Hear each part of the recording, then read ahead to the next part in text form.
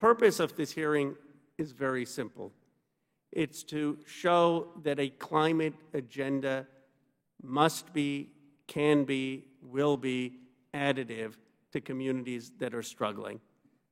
The President's climate agenda will create jobs and bring prosperity to places across this country, towns across this country, whether in Pennsylvania or South Carolina or West Virginia, and will not take away any opportunities.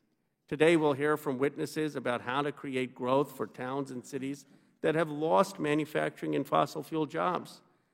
These loss of jobs are taking place and have nothing to do with our government policy. They're due to automation in many cases and deindustrialization, which was driven by mistakes in government policy. But we need to be able to fix that by offering these communities new opportunities, new jobs that are now available with a strong investment in clean technology. Unfortunately, jobs have been in decline since the 1980s in manufacturing. Jobs have also been in decline in the coal industry. Since 1985, when there were 178,000 coal jobs, but because of automation, there are now only 42,500 jobs, with most of the decline happening actually in the 1980s and the 1990s. The pandemic has created another economic crisis. As of May, 9.3 million people were unemployed, and the unemployment rate is still too high at 5.8%. There are 7.6 million fewer jobs in the U.S. since the pandemic began. And there are over 20 million workers who are still being harmed to this day by the pandemic. That includes Black and brown communities that are experiencing unemployment the most, and rural communities that have also been particularly hard hit. You know, in my district, we have over $10 trillion of market cap in Silicon Valley of companies. And yet in towns, particularly small towns, towns less than 50,000 people, wages have stagnated in this country since 2008, and jobs have declined. That must change. The unemployment rate is 4 percentage points worse for Black Americans and 2 points higher for Latinx Americans, a situation that is unjust. Women are leaving the workforce at an alarming rate. The workforce participation rate for women was 57.4%, a level not seen since 1988.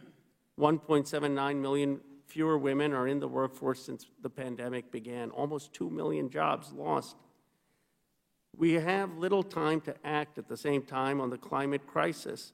The U.S. and the rest of the world, as everyone knows, must achieve net zero emissions across all sectors of the economy by 2050. This is what the science tells us. This can only be accomplished with immediate mobilization. We must invest in renewable energy, sustainable agriculture, zero-emission transportation, clean industry, and efficient and electrified buildings. These are investments in jobs, and those communities that are struggling must be prioritized. Those communities that are most reliant on the fossil fuel industry must be prioritized. They must be told and promised that we're going to bring new jobs first, that the government policy is going to bring jobs to their communities, not take any jobs away. We can solve the climate and employment crisis at the same time. According to a study on the Thrive Agenda, an investment of $1 trillion per year in a clean economy will create 15.5 million jobs, many of those jobs precisely in the communities that have been left behind, jobs in the heartland of our country, jobs in Black and brown communities. These investments would also put the country on track to stay below the 1.5 degrees Celsius of warming. They would revitalize forgotten communities that have lost manufacturing and fossil fuel jobs. They must be, in many cases, union jobs. Strong labor and equity standards will ensure that these are good jobs. We can't tell a worker who was making $30 an hour and had benefits that suddenly they're going to be making be in a job that isn't as good. That's unfair. These jobs must be as good as the jobs that communities have lost, if not better. The President's American Jobs Plan is a good start to this crisis, as is the President's infrastructure plan. Climate is infrastructure because climate is about creating new jobs and building the modern infrastructure in communities that are hurting.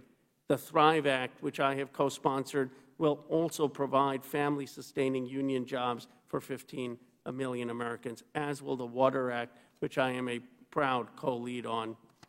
These bills are the kind of solutions that Congress should implement to address the historic deindustrialization and discrimination that we face as a nation.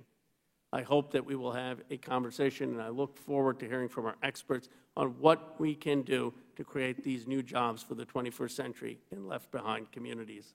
With that, I now recognize the distinguished ranking member, Mr. Norman, for his opening statement.